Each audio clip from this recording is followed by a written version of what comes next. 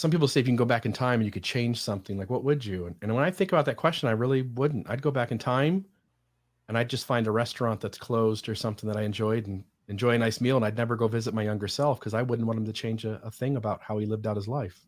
I'm really happy with how this journey's been fun and hard.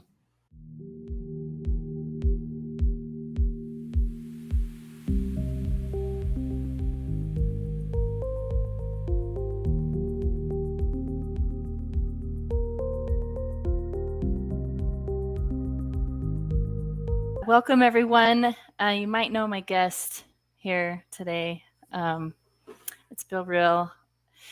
It's been a year since I started, so this actually turned out to be kind of fun because I was like, "Hey, your anniversary, and I'll get Bill on." So we've been excited to have you and the other hosts who have joined in the last year and a half, and it's really added a different flavor to what we're doing. So I'm excited that we've got 11 podcasts, I think, 11 different podcasters.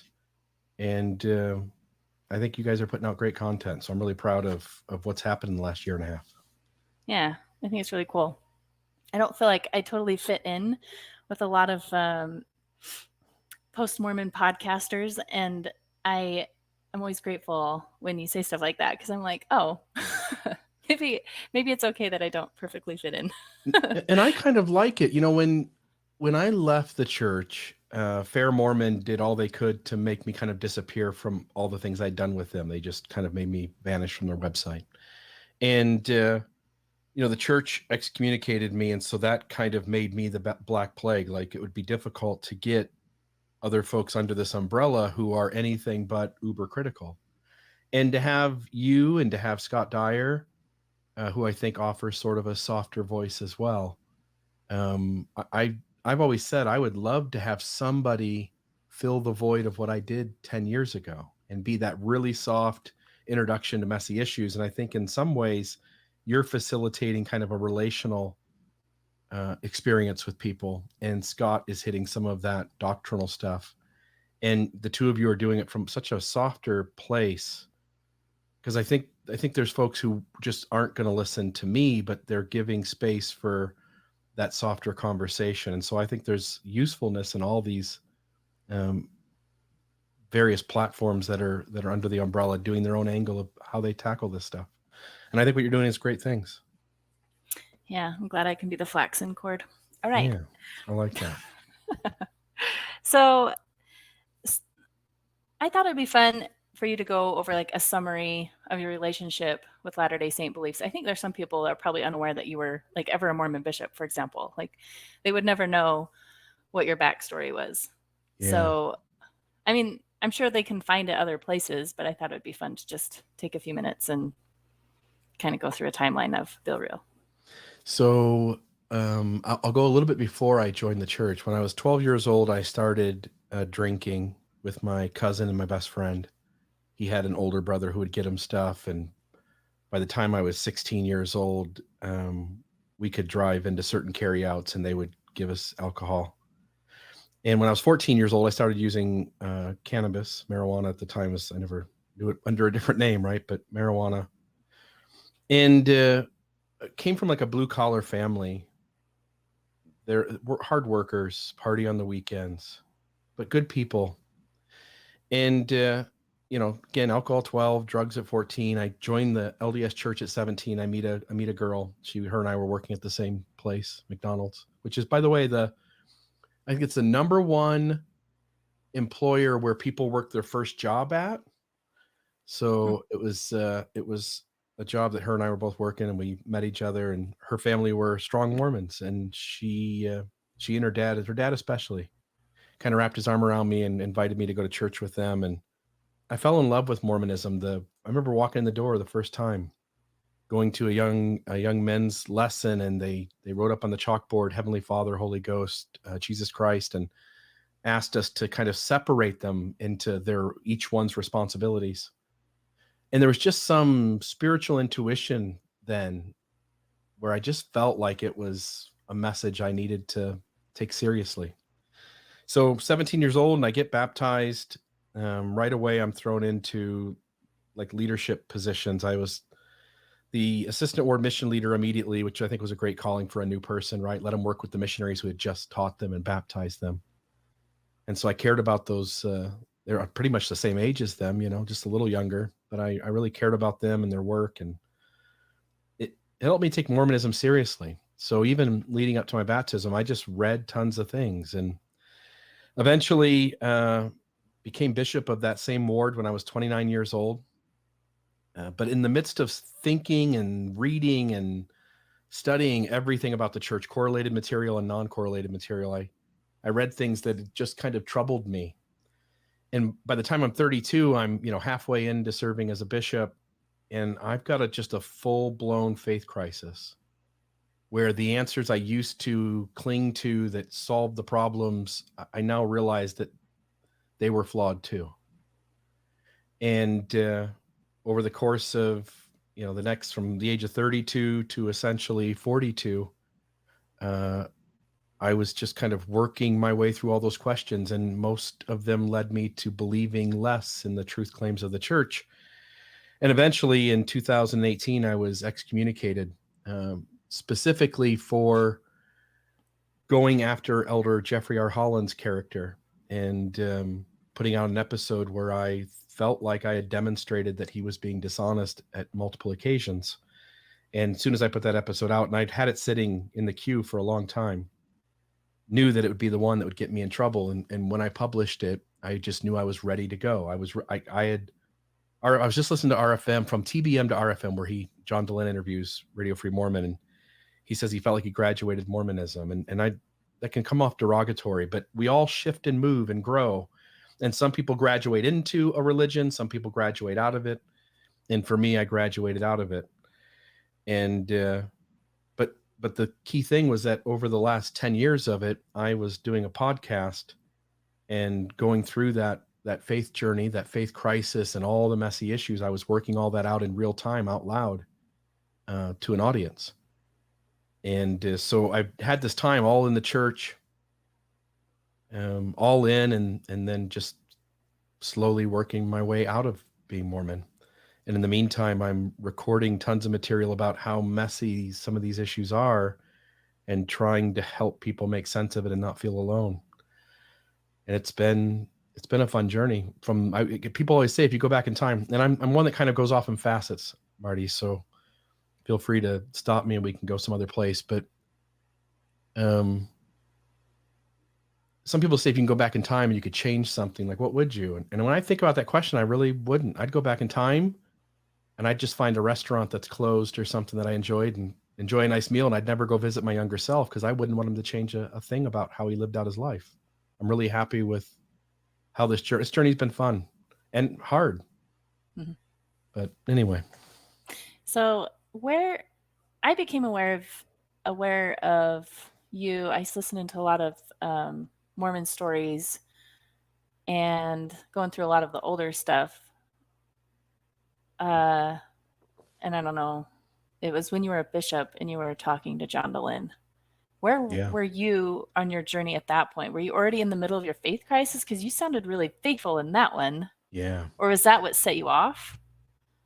Having that conversation. How were you even aware of John Dehlin? Like, I didn't know about John Dehlin until after I had basically already had the collapse. So yeah, my job. So if I go back in time, let's go back in time maybe 15 years ago, and I'm an all-in Mormon, and I've got an MP3 player, and I cannot get enough Mormon stuffs. And my job, I work for a floor covering company, and I work the sales floor about half the day, but about half the day is spent going out to appointments and measuring houses. And sometimes I get to travel to an island. Sometimes I would go and measure a brand new home, brand new construction. But I had a lot of time to myself in the drive to these homes and sometimes at the homes themselves. And I just always wanted to know everything about Mormonism. I just, that religion won me over. And every day I'd go home at night or wake up in the morning before work, and I would download MP3 files from BYU Speech's website. I would look for podcasts, look for audio books that were free, anything I can get my hands on. And I think when you're searching for all there is about Mormonism, sooner or later, you sort of find that rabbit hole. And often for many people, there's a handful of things that that rabbit hole begins with, but at least one of those handful is Mormon stories. And I listened to those early interviews where he interviewed Richard Bushman, Yeah. Terrell Givens, Claudia Bushman. He has these conversations with faithful Mormons. Brant Gardner was another one. He has these faithful conversations with faithful Mormons, and he's poking at these issues. And I just found the freedom of thought and ideas to be so fresh. Like I didn't see that anywhere. And I hear Terrell Givens, suggesting like if we just make some allowances. And I thought, man, maybe if I make some allowances, this Mormon thing that I'm bumping into, that its truth claims seem to be really messy, maybe I can make a way for it to work. And for years I did. But when I found Mormon stories was a couple years kind of just ramping up my own faith crisis. And it would have happened whether I listened to him or not, but it probably sped things up a touch because I'm now hearing somebody talk about Book of Mormon translation and seer stones and Joseph Smith's treasure digging and Book of Abraham. And I'm getting to really think deeply about all these things. But he interviews me, I would say 2012. And it's, I'm a sitting bishop. I'm in the middle of my faith crisis. And you say like, Bill, you sound so faithful. And it's because I compartmentalize really well. There's a part of my brain that knows this thing's messy and that it maybe even probably doesn't add up. And again, I want to just say to your audience, I'm speaking from my own lens and perspective. I recognize that other people believe and think differently, but I want to try to convey where I'm at in these moments. And for me, there's a part of my brain that goes like, it probably doesn't add up. Maybe it does. But there's this other part of me that just loves the church and thinks even somehow it's sort of subconscious and sort of conscious, but there's this idea that I can almost pretend with it. And I don't mean that in like a negative, like I'm faking it, but like allowing myself to just believe it, even though there's a part of my brain that says there's something that doesn't feel right. And I reached out to John DeLynn because he had just interviewed Brant Gardner and they were talking about the Book of Mormon translation. By the way, just fantastic episodes, those early Mormon stories where he's interviewing scholars. I think for folks that are new to this, to go back and listen to those are just amazing conversations. Mm-hmm. But he interviews me as a sitting bishop who's willing to talk because maybe there aren't that many that are willing to talk to him out loud. And I felt like I had an informed position, even though there were still flaws in my argument. And I just really wanted to present to him a faithful view of Mormonism that also didn't ignore the problems. And when I got done with that conversation, it struck me how simple a podcast works. Like I just called into Skype with John and we had a conversation. He records it. 3 days later, it's published. So I went out to Walmart, got a cheap $20 Logitech headset with a mic and started recording. And just as an interesting side note, Brittany Hartley, my co-host for the Almost Awakened podcast, she reaches out to me like episode 4 and says, I really like what you're doing. I'm following along. And I thought, oh my goodness, I have somebody listening, But yeah, I was in the middle of it. Which one was that? Oh, the early ones I was talking about grace and the doctrine of Christ. And what was the podcast called?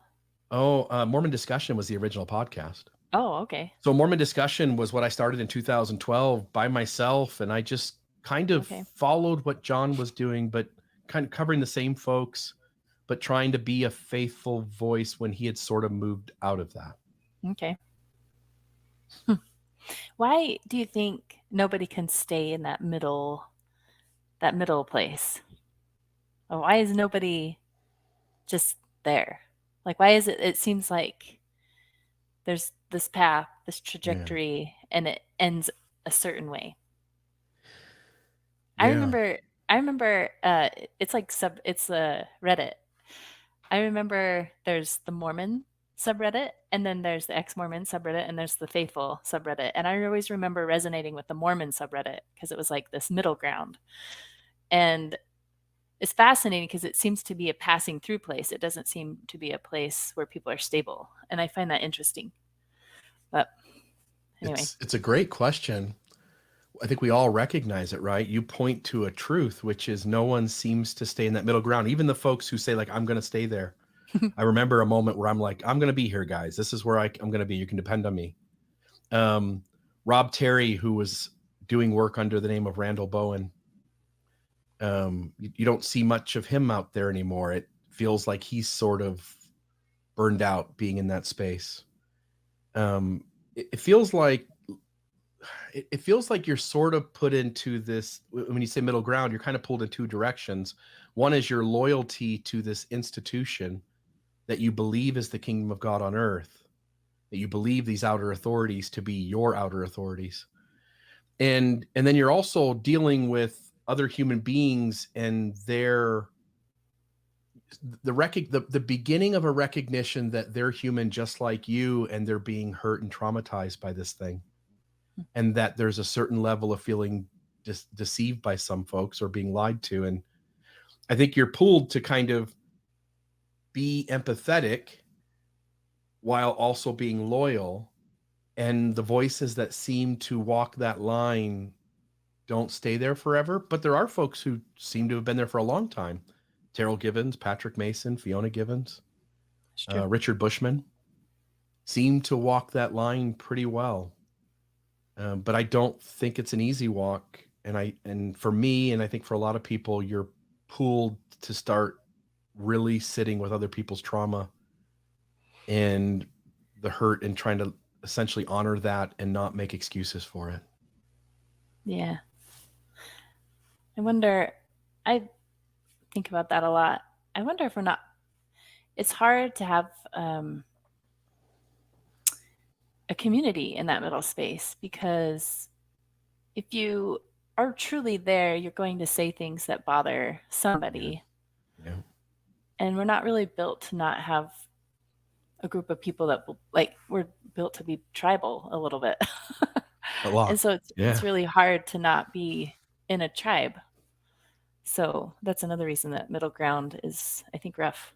Everything about your biology says to fit in, says to collaborate, says to help your tribe survive. And there are so many. A great book by Robert Sapolsky called Behave. And he just goes through all the little human behaviors where you are manipulated by outside stimuli, for instance, to act a certain way in your life. For instance, they said, like, judges, when somebody is up for parole, the folks who act as judge to decide that, whether they've had something to eat in the last 2 hours affects, like, whether they'll parole somebody by 40% or something. It's insane. Wow. And to recognize, like, there is so much going on in our brains that just nudge us to do certain things. And one of them certainly is to be tribal and to fit in, to compromise parts of ourselves so that we can be the group, so that we can signal to each other that we're doing this thing as well as the folks next to us. And that's genetic. It's biology. That's evolution. It's 200,000 years of being a human being. Yeah. That's my first episode. I talked a lot about Brene Brown, and she talks about belonging while still also belonging no place in any place. And I like that a lot.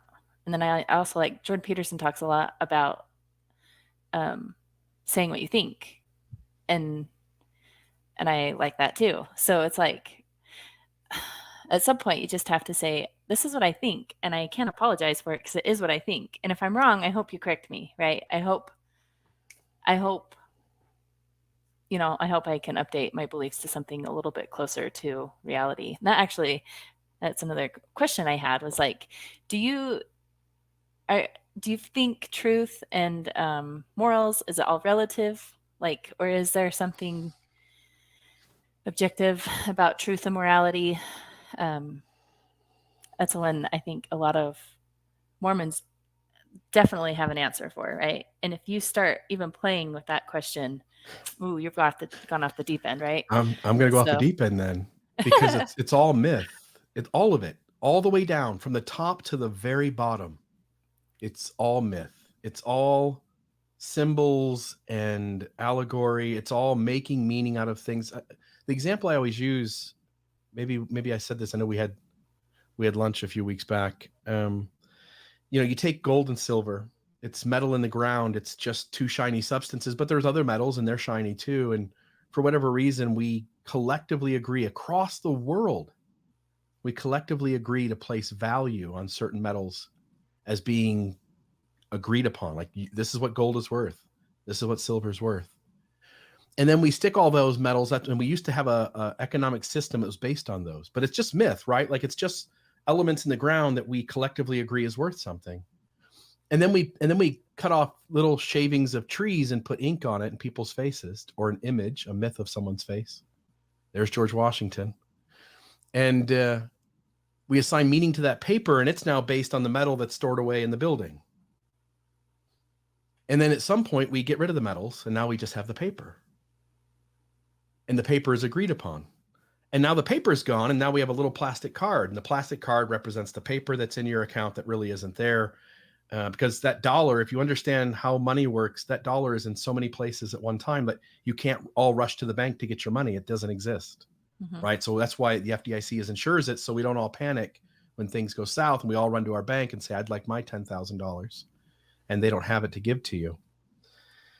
And so the gold and silver is gone. Now the paper money's gone, and now we're to a plastic card, and someday we'll get rid of that and put a chip in our hand or whatever.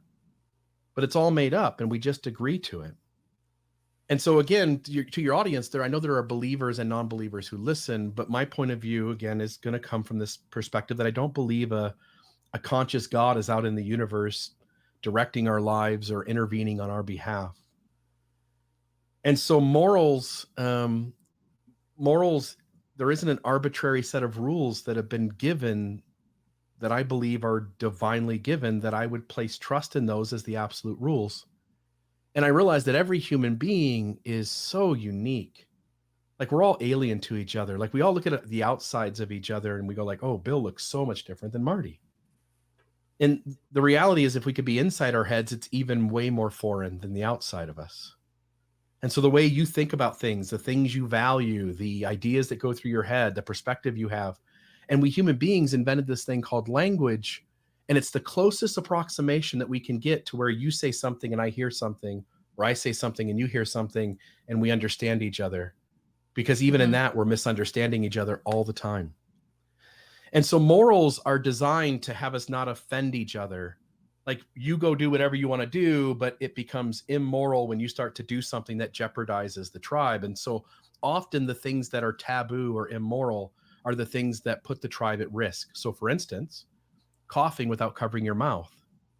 If certain acts that you did 100,000 years ago would have put the tribe at more risk, little by little, evolution would have taught us to make those things taboo or bad. And so when it comes to things around sexuality, when it comes to things around people using drugs, for instance, or having different belief systems. So now you're in a tribe and you believe one thing and your neighbor believes something else. We're evolutionarily programmed to work together. And so values such as, I guess, morality is to me fluid, in that every human being wants to be their authentic self, and that's very different than what you want the world to look like and who you want to be.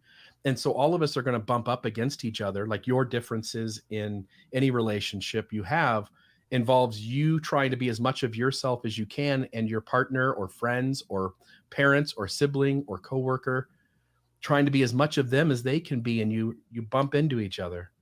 And so morality for me is like, how can we figure out the best ways in which we can be kind to each other and be as much of ourselves as we possibly can? And that's going to apply differently to every relationship. So I don't, like, we need rules. Like, we have to have speed limits, and you can't steal, and we have to have those. But on like the really small scale of like, hey, I want my outside world to look like this, and you want your outside world to look like that, I think it's a lot messier than just saying like, oh, God doesn't like this and God doesn't like that, and so you're good and you're bad and you're okay and you're not. I think it's way more complex than that. And so I don't have a hard litmus test of moralities, but Certainly, my two rules are: do not cause unnecessary harm to another person, and do not cause intentional harm to another person. Say Right? No those again. trauma, no hurt, no damage. Unintentional or Oh, intentional? intentional. Yeah, don't cause intentional harm. Sorry. What was the first one? And don't cause unnecessary harm or unnecessary trauma. Let me say it this way. Privilege is the ability of one person to put off having to incur trauma that now another person has to take on. And some trauma is absolutely going to happen. So for instance, just the birth of a child, the mother and the child are going to incur trauma just from the experience. So there's a certain amount of trauma that every one of us can't avoid. It's just Mhm. life. It's part of being human. But then there's also an amount of trauma that we can avoid. Like I'm a white male. There are certain ways in which I get to enjoy the privilege of society and not incur certain traumas because someone else essentially takes those on. Mm. And morality really should seek to allow every person to not be bumped into intentionally, right? Like we can't help but bump into each other, but anytime you're disregarding another's human experience and you're doing things that hurt them, that to me is immoral. Interesting. What if someone doesn't see the harm? So it's not intentional, right? Yeah, and that's why there's rules, right? Like we collectively agree on a baseline, Well, but that baseline changes. We used to yeah. have it so that, like, for instance, young girls could marry grown men. Like we allowed laws. For instance, I think it was West Virginia or Virginia had a law in the books that you could be 14 years old and get married. And you think Yeah. about like, why would we have that law? And they decided that it was moral to do whatever they did. And the reality is that shouldn't feel right. It feels uncomfortable. That doesn't feel right. Hmm. And yet there's not enough people raising a voice. And there's certain people in that society who allowed it to be. Meanwhile, there are kids whose brains haven't formed who are being made like okay for them to be entered into some marriage with a grown adult man. And Right. it just feels like morality is always being decided by the group of people alive in the moment, but it's always fluid and changing. And I think we do better off when we trust kind of like an inner compass about what feels right and what doesn't, rather than maybe letting the collective majority do it. But that's the way it works. That's the system we have. So Well, it's certainly a balancing game, right? it Like, is like, I, how do you support the collective and ensure the individual gets to be them? right. There's some trade off in negotiations for sure. I was thinking about, I heard this somewhere, maybe the analogy is in place or not, but we have five senses. And by using all of those senses, we get a better idea of what's sitting in front of us, right? And then Yeah. I think you add another person. You were talking about perspectives and how we're all so different. But I also think that collaboration is how we get closer to understanding reality. Um, and Mm. so it's like if I have my own five senses, and so if I can see it, if I can hear it, touch it, like that's helping me know that something's real. And then I've got another person also saying, "Yep, I also can see, touch, feel, taste that thing too." That also helps me know that that's real. Um, which is kind of, the scientific method is something similar, right? Like we're trying to make sure we're trying to understand what's going on around us. Um, what science projects we do is based on our goals, right? So I kind of look at morality more as like, what is the goal?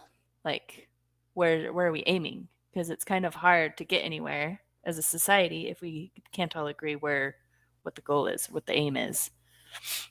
So you can't even get you can't even get us all to collectively agree the earth is round, right? Like how do you get, and you could pose anything, you could almost ask any question to 100 people and somebody's going to hold the minority opinion, right? I think that's healthy for society, though, Oh, totally.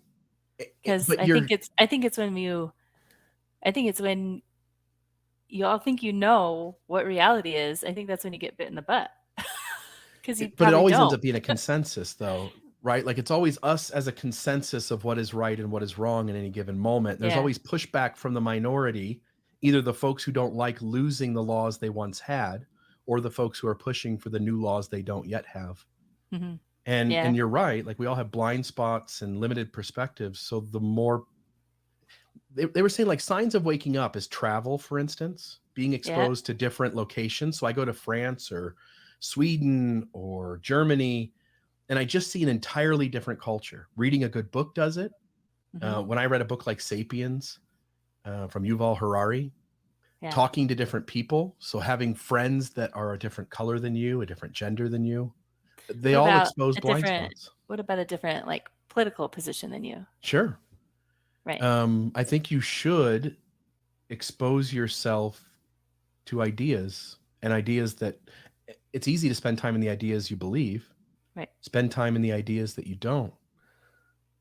Free marketplace of thoughts is the only way to change our mind. Hmm. And It, hopefully closer to reality. So it's like, why would we care about people changing their mind if we don't think there's some objective best way of thinking, or objective, like some mm, outside, you know what I mean? yeah, Like, yeah. I The don't know. Yeah, I mean, great question. The best way of thinking, the best way of thinking in the 1700s, the best way of thinking in the 1900s, the best way of thinking in America, the best way of thinking in Germany. Again, you're working with people and trying to come up with like what's the best way. It has to be some sort of consensus, but it also has to allow for someone to push back and say, like, for instance, those laws in West Virginia aren't right. They're not No, healthy, right? I'm with you on that. I'm with you as far as not saying, if anybody claims that they have the objective truth, I will be very skeptical. But Yeah. the goal of reaching it, I think, is what makes life better Progress. and worth Yeah. living. Um, yeah. So yeah, that's interesting. So yeah, what are your like positive beliefs now? So you kind of went through the Mormon thing. Where are you at now? I live in a place of kind of awe and wonder with the universe, and that sounds so woo woo, but I Woo is do good. like I sit and listen to Alan Watts. I listen to things on secular Buddhism, and so what beliefs do I hold? I believe that we can do a better job of helping people to feel safer and happier. I think we can do a better job of taking care of the planet, for instance. Um, I don't believe in a conscious being out in the sky, but when people define God, they often water it down, or maybe condense it into three things, which is that idea that God is omnipresent, right, all present. He's omniscient, all knowing, and he's omnipotent, all powerful. And even in saying that, right, I apply the he to him. But in my world, like I go back 13 point something billion years and I look at when the Big Bang or whatever that was that happened, and everything, again, I believe in that. And as everything came out from that moment, that creative energy knows everything that's known. Like we are stardust. We've allowed a lot of the religions of today to teach us that we're separate from everything. We're the humans and everything is under our dominion. Mhm. And we were placed here. We came from the pre-existence. We've been placed here to do things. And the reality is this planet, this is part of this universe, and it all kind of just created itself. And what I mean by that is that everything that's known in this world came out of that creative moment and that creative energy that's always been expanding, right? Mhm. And so everything that's known is known by it because, again, we are stardust and we know things, and other animals know things, and any other life on any other planet knows things. It's all powerful. Anything that's ever been created in this universe was created by that creative energy. It's all present, like everything is that is. Mhm. And so it's kind of a Buddhist way of like reapplying a new definition to God. And when you reduce the ideas to that condensed form of just the creative energy of the universe, then I love it. I can sit with that all day. And what it does is it draws me to try to really take in seriously my outer world. So I'll spend a lot of time trying to learn things about how the world works and why we humans do the things we do. So a lot of psychology, a lot Yeah. of these deep kind of conversations. Again, Alan Watts, I think, is just a great mind to really experience. He's got a great video on YouTube. After School is the channel that does it. They put artwork to good, talks out there that people really enjoy. And they did one on his, and it was called Time, Ego, and Money. The illusion of time, ego, and money. And it's just so, I don't know. There's just this getting deep on who we are as human beings and how we should treat each other and how to be present and more aware of the moment.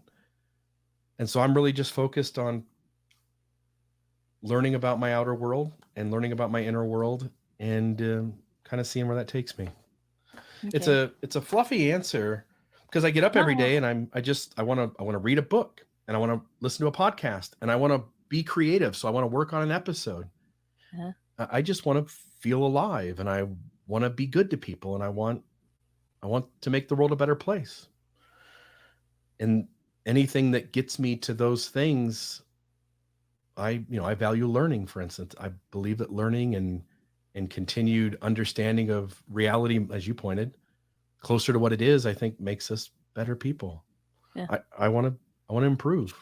I want to get good at things. A friend of mine just got me a Native American flute in honor of my mother, and I want to learn to play it. And so I've got some lessons downloaded. I need to spend some time and learn how to play a Native American flute because I think learning to do new things is a big part of what makes life feel like it's enjoyable and there's happiness there. Yeah. So I get feelings of like being stuck in autopilot, right? And so I think a lot of religious practices help curb that a little bit. So I was curious if you had any practices that you either try to do or have been successful at doing where you kind of unplug from, I don't know, just all of the pushes and pulls of the world. Yeah. You got your phone, you got, I don't know, you get someone calling you, and is there ever a time where you just sit with yourself and listen and figure out, am I going where I want to go? Like, do you know what I mean? Yeah.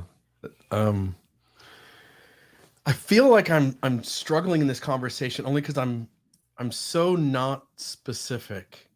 Like You're fine. like it's all.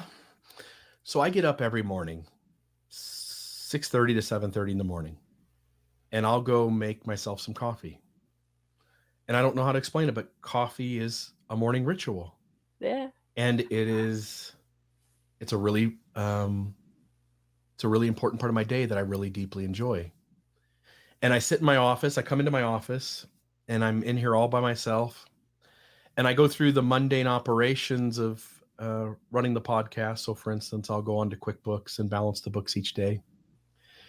And I'll check emails and stuff. But I often am just sitting here. And if something comes up, I'll check out the Drudge Report once a day. And if there's some news story or something being mentioned, or if I heard a conversation yesterday and somebody said something that I thought was interesting, I'll start like researching that. I'll just go plug away and research. And then I'll sit back here in my chair. I'll read something. I'll just sit back in my chair and I'll just sit and think about things. So I don't have like a concrete meditation practice, but I also feel like I'm sort of meditating all throughout the day. I listen to a lot of books. My goal this year is to read 50 books, and I'm about 4 or 5 in at this point. I think I'm on pace. And I'll sit and read something and I'll just push stop on Audible or on the podcast, and I'll sit back and just think for a little bit. Spend 10 minutes just taking that idea and running through all the permutations of it and kind of deconstructing the idea and thinking about the logic, like, okay, what's the critic say? Or what's the other side of this view? I find that to be really, there's this idea of separating spirituality from religion. And I find that practice to be a very spiritual practice. I enjoy playing in my head with ideas and thinking about things. Yeah. I had a thought. Oh, so you're reading 50 books. Have you considered reading the Book of Mormon? Well, I no, had to you're ask. good. No, you're It good. came to my head and I was like, I'm going to Please. ask. I almost lost it, but I There remembered. was a time in my life, even when I wasn't believing in the church anymore, where I still valued that book as being a spiritual ground for one's mind being open to wrestling with concepts and ideas, which I think is what scripture is made to do. It's Sure. made to tell us what the rules are, and it's made to get us to think outside of the box as well, right? It's getting you to conform, and it's challenging you to grow at the same time. Yeah. And in 2023, I feel like the list of books that I see as having value to me, worth my time, Yeah. are other books than the Book of Mormon. But I certainly remember times in my life where it was on my list and probably at the top of it. Yeah. I've tried it once. It didn't go well. I was pretty fresh though, so maybe I should try it again. We're not really given permission in our religious tribe to pick which parts we like and keep them, and not only be able to discard the parts we don't, but to raise a hand and say, I don't like this. So for Yeah. example, the idea that, the was it the Lamanite daughters, when they were kidnapped, they were raped, and the Lamanite men took their virtue, right? Mm. And this idea that one can be sexually assaulted and lose their purity or lose their Mm. virtue. And it's a horrible idea in the Book of Mormon. And you can see that when the church accidentally put it in the Young Women's material a few years back, they pulled it, and the Salt Lake Tribune and Deseret News, I think, did an article on it. But there's not really a space in church where there's encouragement to go like, hey, we're reading this right now. I just want to be clear. Whatever's being taught here is truth. Is my intuition says it's the opposite of that. And I think in a healthy system, you have to be able to challenge all of it. Like nothing can be so sacred that it can't be discussed. Yeah, for sure. It's interesting. I've thought about that, and I think I understand that, and I think I probably lean more to agreeing with you, but I also understand there's the counter argument. It's like, well, we don't, that's not the point. That's not what we're doing here. We're here building each other up.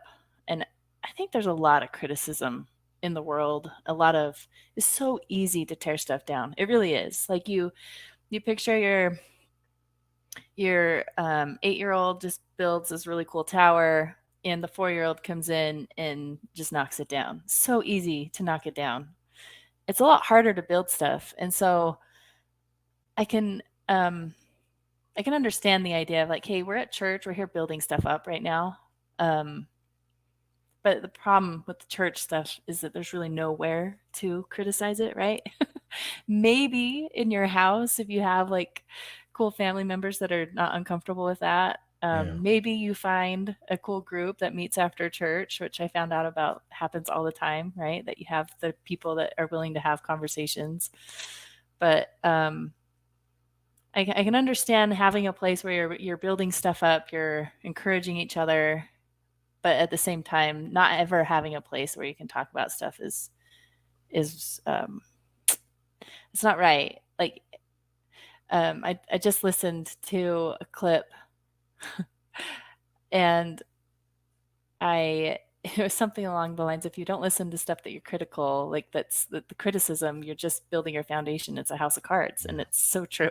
Like that's why people have such a hard crash. It's because they had a house of cards of a belief. That's why it collapses so easy. So anyways. When you say like, look, there's these folks over here and they're building things and we shouldn't just walk in and knock it down. To some extent, I agree with you, but two caveats to that is sometimes the things that are being built are just increasing shame and trauma in the world. So for instance, the idea of teaching females that if they're sexually assaulted, they lose their virtue. Mm-hmm. seems like an important moment to draw a line and say like, hey, something's not healthy here. Mm. And the other thing is, I don't think you have to walk in and knock the building down. I think you can go in Build it and you better. can invite everybody to take a closer look at parts of the building. And you can say like, look, Yeah. we built a theology on this. We've changed a lot of things over 200 years. Is it Mm. possible? Does your inner gut tell you that maybe we're off on this too? And Yeah. you're creating space where people go like, oh, am I allowed to trust my inner intuition over the outer authorities who impose that when there's a choice to be made between the Holy Ghost inside me and that other person as a leader, the nudge is always like, as long as you think what the leader thinks, you're on the right path.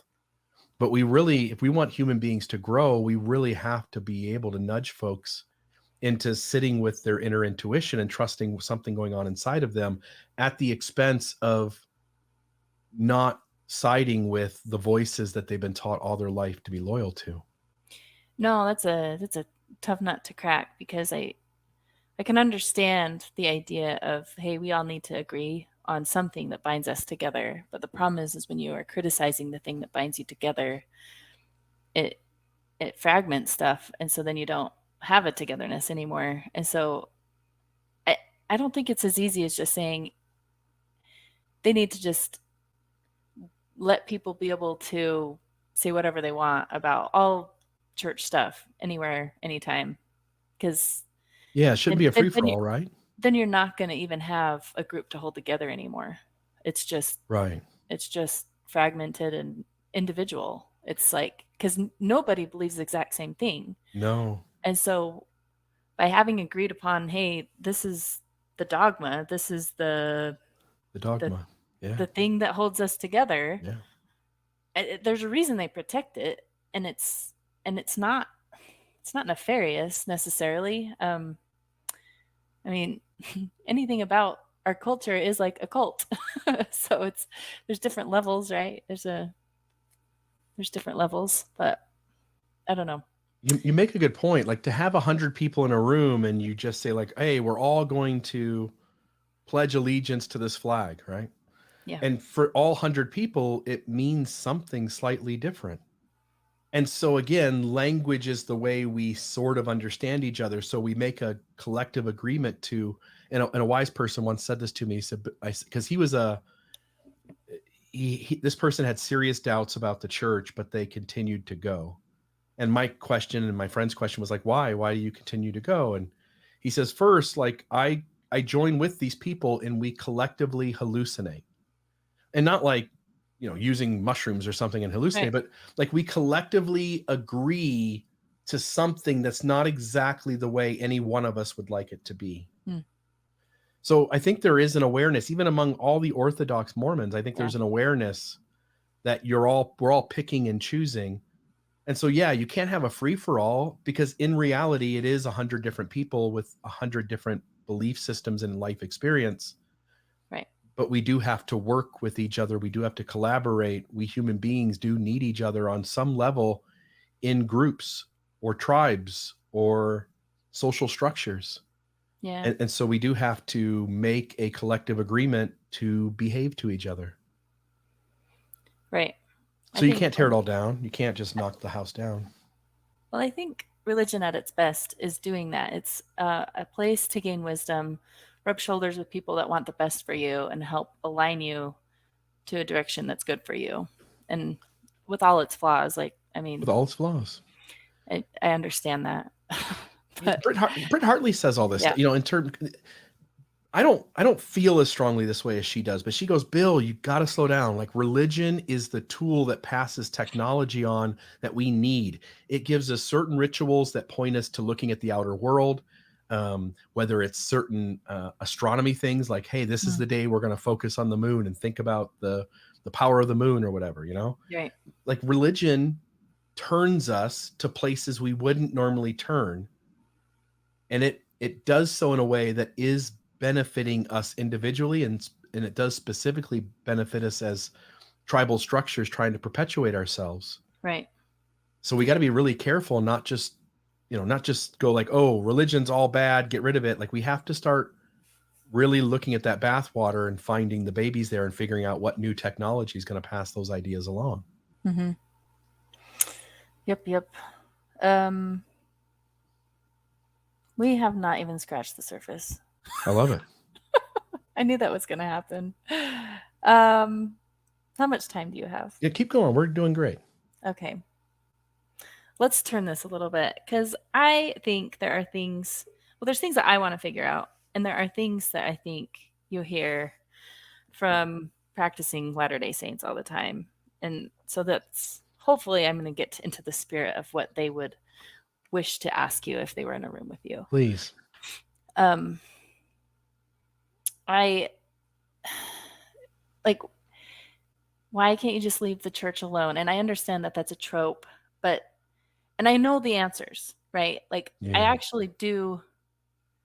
But anyway, let's start getting into that, and then we can have that discussion. Why don't I leave the church alone? Yeah, why do you care anymore? Yeah. Just move on, Bill. Yeah. So every day, so first off, Mormonism is the thing that I spent the 10,000 hours becoming the expert in. Right? This is the thing I'm good at. I've read all the books before you even were on the other side of it. Things. Correct. This is the thing, right? Like there are people in this world that are really good at things. And they say the amount of time any one person has to put in to be competent in their field is 10,000 hours, right? Mm-hmm. And when it comes to Mormonism, I've done that. I've done 10,000 hours, probably times a few. And so one, it's the thing that I know. It's the thing that I have useful knowledge in my head that other people don't, that my perspective seems to be helpful to, right? Just from an information standpoint, from a knowledge standpoint. And then to sit and help people deconstruct this thing, every day I'm getting messages from folks who say, you're really helping me. Like I heard it from you in a way that I couldn't hear it from anybody else. And I think we all do that. We all have certain voices. For me, it's like Jack Kornfield, Miguel Ruiz, or Brene Brown, for instance. If I listen to those three folks, I just get what they're saying. And so to have every day folks messaging and saying, hey, Bill, like what you're doing is super helpful. I want to thank you. I just had a listener come visit me today. They came to my home and she sat in our house and talked to me and my wife for maybe 2 hours. And she was just deeply grateful. So not only is this the thing that I know well, and not only do I think what I do is extremely helpful to folks, or at least folks tell me that it is. And then number three, I enjoy this. This is an enjoyable space to be in. Like, I like helping people. This is enjoyable. So to get up and work on an episode for Mormonism Live where I have to dive back into Mormonism, I find Mormonism really interesting. I like it from a scholarly standpoint, and to share that information with other people and to give them some sort of freedom inside to live their life out differently. I really like that. I like that people get a whole array of information and get to make brand new choices today that they didn't get to make yesterday. Yeah, that reminds me of something Jared Higdon said, who is ex Morgan from My Spiritual Life's husband. He said something along the lines of, "It's just how you shouldn't feel too guilty about like diving into the deep hole of Mormonism. You just happen to like leave one of the most fascinating religions. Like, it is really interesting, right?" And that's the other thing. There is that. That's the other thing, which is I've spent my life living this. Like, in or out of the church, I'm Mormon. Oh, sure. Yeah. Right? Like, if there's a group of... I still say we when I'm talking about the church a lot. I do that all the time. If I walked into a room of 10,000 people and they were separated into groups, and one group was talking Mormonism, forget for the church or against it, just talking generally about it, that's where I'm going to gravitate. Right? That's the story I lived. That was my life. I joined this thing when I was 17 years old, and I was all in for whatever it was, a decade and a half. Yeah. I took it seriously. It's the language I learned. It's how I grew to understand how the world works. This is the space I'm comfortable in. Sure. No, and I guess, do you think that leaders of the church also get letters from people saying how grateful they are that they do what they do? Yeah. So Absolutely. that in itself isn't like a good enough reason to do something, right? Because I think I don't know. I think well, this is my mindset. I've had a few people say, "Oh, I'm really glad you're doing this," which I appreciate it because I appreciate it. Um, I've heard Jordan Peterson say stuff like this too, where he says, "If you have that many people's attention, then obviously you're saying something right," or something along those lines. And I just don't know about that. I don't. I feel like sometimes you can tell people things that's not good for them, and they will tell you thank you. That you can Hmm. create things for people that is not good for them, and they will tell you thank you. I mean, you could give someone that is a drug addict a drug, and they will say thank you. And I'm not sure that alone, for me, is not a good enough reason to keep doing something. Um, does that make sense? It Like, totally where makes sense. Um, there are folks that, again, deconstructing your religious identity. If you're all in on Mormonism or Jehovah's Witnesses or Scientology, right? uh-huh. And I'm using those high demand ones because there's such a There's similar intertwining with your patterns for identity sure. in those. Yeah. There's a part of, deconstructing that you really do enter the stages of grief. You really are going through those Yes. stages almost in that order every time. And there are folks who just want the next thing. Like today, Mormon Stories releases this episode and they talk about that topic. And now Mormonism Live talks about this one, and Mormon Discussion puts out one. And folks just kind of follow the next piece. Like they just can't get enough of it.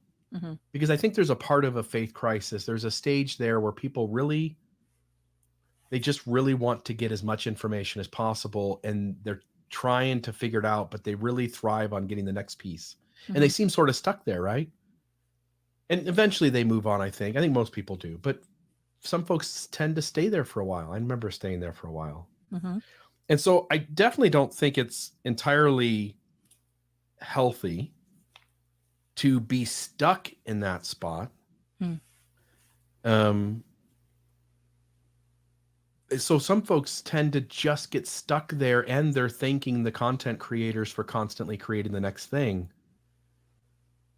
But at the same time, I think most people are genuinely benefiting. Again, I've had so many interactions with folks. I did a survey in Southern Utah here where I said, to the XMO group, it was the Post Mormon Southern Utah Support Community, which is a group on Facebook. And I put a survey there and I said, I want you to really sit with whether you're happy or not. Are you happier than when you were a believing Mormon? Are you less happy? Are you the same? And like 90 something percent, 92% or something said they were as happy or happier. And then the easy thing for you and I to do is go, do we trust that? Like, Hmm. if somebody's gotten out of this thing, are they manipulated it in a way to promote their self as being happier and better off than they actually are?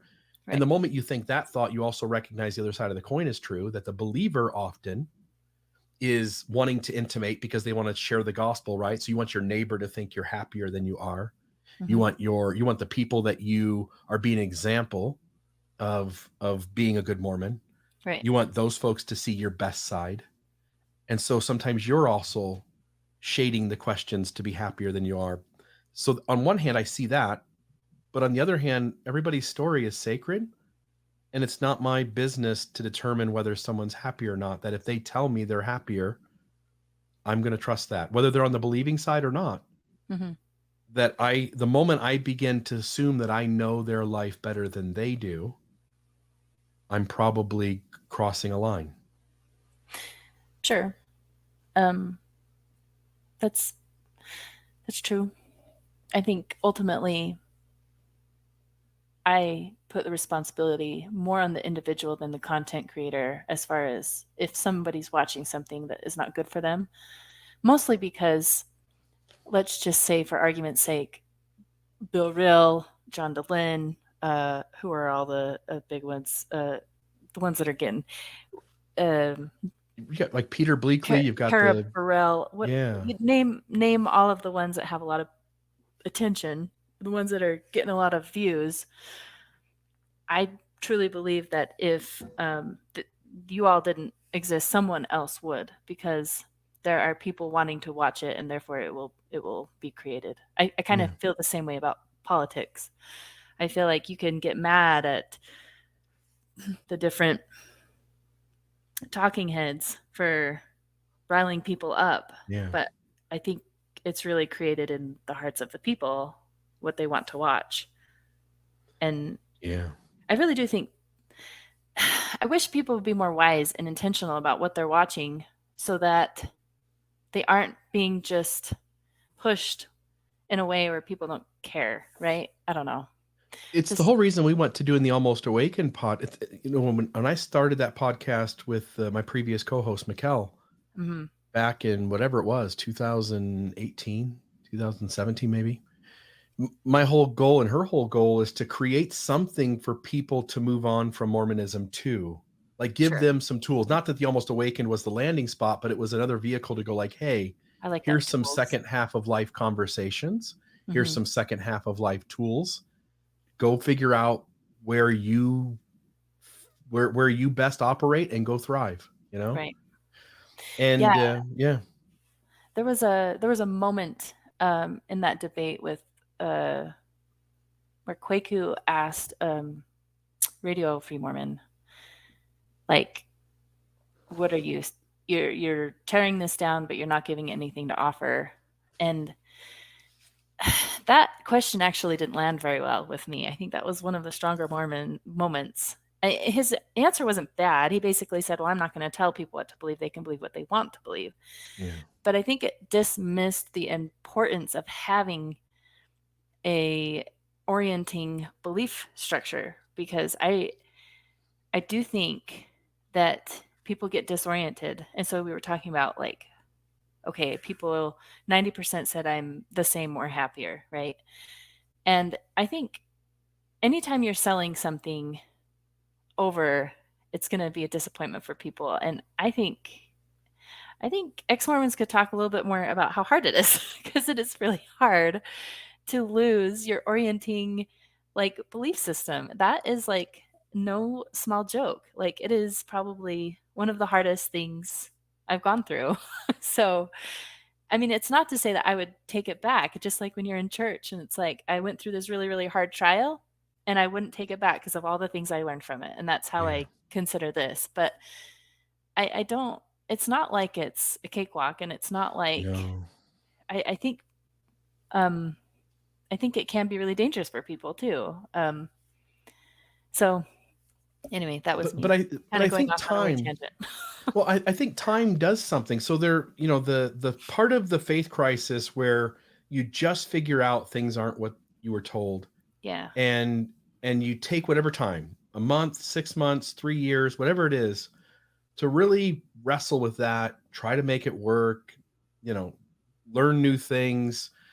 The relationship turmoil it sometimes causes in a marriage or causes between a child and parents, adult child and parents, siblings, there's a moment in that deconstruction where everything's falling apart and you feel lost, and none of it feels easy, or like, it's like you said, it's the hardest thing. I told somebody a couple weeks ago that losing my faith was harder than losing my mother. My mother died of cancer at 59 years old 3 or 4 years ago, 3 years ago, and that was hard. But losing Mormonism, deconstructing all of that, and stepping away was harder than that. Mhm. But as time goes on, I think we enter stages, like, as we process it more, as we figure out how to move on in life. Most of these folks that were answering that survey, I think they had years and years between when they left and when Mhm. they're answering the survey question. Now there are people waking up just today about how messy these issues are, and they're going to find themselves in that dark night of the soul, which is horrific. Mhm. But once some time, I think, gets between you and it, I don't know. I think things smooth out. Again, life's life. People are going to get cancer. People are going to lose jobs. Things are going to go south. Things happen. But I think the further they get away from having been members of the church, they make some peace with it, and their life seems to be, again, based on their answers, seems to be genuinely better. Yeah. Um I said the same thing. I had this conversation with John Vervaeke when I interviewed him, and I said something similar with time helping, and he said, "Time if." And he was saying people can get stuck in their grief, Yeah. and time helps if, and then I can't quite remember what he said. Um, but he basically said it's like you have like this hole, and when you're looking at it, it's like this, it's like takes up your whole vision. And as you move away from it and look at it from away from it, it gets to be like this thing that you can look through, and it it can be, I don't know, it can help you in your life instead of being this huge hole in your life. But I still meet people who say, even as we're generalizing, that people report being happier. Again, you say that in a large enough crowd, there will always be somebody who goes, just FYI, I'm not. I'm not happier. sure, because even that, yeah, there's that 10%, right? And so they wish they could go back in time and not know what they know, and put the toothpaste back in the tube and pretend again.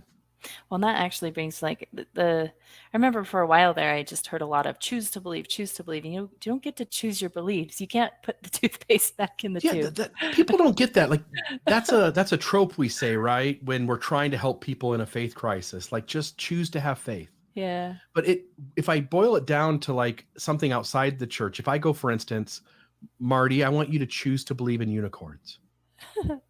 I want you to choose to believe in leprechauns. And you couldn't, because your brain tells you that whatever data, evidence you've got in your head, it is not rational to believe that there are unicorns or leprechauns. Right. And what the believer doesn't understand is that an ex-Mormon like me is to the point where I know so much about the mess of Mormonism Yeah. that it's 1,000 issues, and it's no longer rational for me to believe in it. Mormonism being true would be like there is leprechauns. Now, again, it doesn't mean Kind of. objective truth, that Mormonism's true or not true. That can be debated inside the heads of anyone. Right. But Kind my of. head tells me it's irrational. Yes. I just want to rewind back to like the beginning, and you were talking about how there's part of you that wishes you could just still participate, right? And I do think you can choose to participate. Yeah. Oh, I yeah. don't think you can choose to believe, but you can choose to participate. And I do think that a lot of people, when they come to that fork in the road and they go, do I stay or do I go? They're seriously thinking about whether they stay or they go. Some people do stay, and I think that's not necessarily a bad choice. And I would also add, only like individuals can figure that out, what that answer is. Um, there was something else. Don't Because don't you also think there's consternation inside about, if I let go of this rope, if I let go, if I'm tethered to the rope of Mormonism, and I just let it go, that now I got to figure out, oh my goodness, who am I? What's going to happen to my life? How is this going to live itself out? And we human beings have a lot of fear about the unknown. sure. We have a lot of fear and trepidation about the unknown. Feels so unsafe. It feels so scary that I think a lot of folks stay in a space of like, I'm just gonna stay here. And again, this isn't everybody, because I think what you just said is true too. But I think there's also a segment of people who Stay stuck. they don't have enough evidence yet to know that things will go well if they untether themselves. I, I feel like that's not a very good place to be either, to not move forward. Like, I think if you're going to stay, stay. If you're going to leave, leave. I think being in that stuck state is not Hence, nobody good. stays in that middle ground, huh? Well, I don't know. I think that's a little different. I feel like that you have to be intentional to stay in a space like that. Like Terrell Givens or Patrick Right. Mason. Yeah. I don't think they're stuck. I think they're intentionally there. Um, there's a difference. Yeah, But their being motive isn't, I don't think their motive is fear, as I'm saying, but I'm just no, saying that you were just talking about, like, you got to go yes. one way or the other, and Well, it just what I relates to the mean, earlier question. well, and they've chose to stay, but I Yeah. don't feel like they're stuck. Does that No, make no, no. sense? Yeah, I So don't like either. I felt stuck for um probably 3 years leading up to me actually talking to my Mhm. husband about having doubts. And it wasn't even church still had complete loyalty. Like they had my loyalty. I just felt stuck in life. I was updating some beliefs and it wasn't driving well. Like, I kind of lost my belief in the supernatural, but I still had hope that the church's supernatural stuff really happened. Like, there was that one time it was really important for it to happen, so it did. Like, I still had hope, but it was anyways, it's hard to explain. No, no, But I but totally get it. I think what it is there was probably a part of me that didn't agree. Like, I really don't know that I have a one me. Like, I think there's lots of different parts of me, and I don't know that they were all on the same page. So, I remember being stuck too, and little by little, like, I started drinking coffee, and I did it in secret at first, because 'cause I'm like, if in case this, in case I decide that I'm not gonna leave the church, I'm gonna have to give this back up, and I don't wanna deal with that or whatever, right? So, this is by the time I'm inactive, but the last 2 years or so in the church, I wasn't going anymore, and I said, "I'm gonna drink coffee." I, started drinking adult beverages once in a while, having an alcoholic beverage. And it's so scary. So you're trying to maintain, like, I want to leave room in case I want to go back, but I don't think these are sin the way the church teaches. I don't really think the church is true. I'm really having a struggle with these truth claims. mhm, But I want to try things. I want to see if this is part of a better life for me. And so this fear of not wanting to mess up, I think most of us start to tiptoe and lean out a little bit and try new things. And we start to figure out, like, oh, carefully, I don't yeah. need this religious identity to control every way in which I live my life.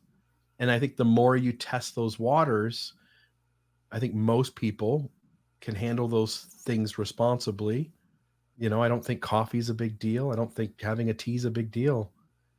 And so people tend to handle their lives relatively responsibly, and I think that gives them the safety and the peace to now untether, Mm, so they start to lean into being their authentic self, and they find that to be a more enjoyable life, and they little by little let go of the church. And some people read the CES letter and the next day they resign and right.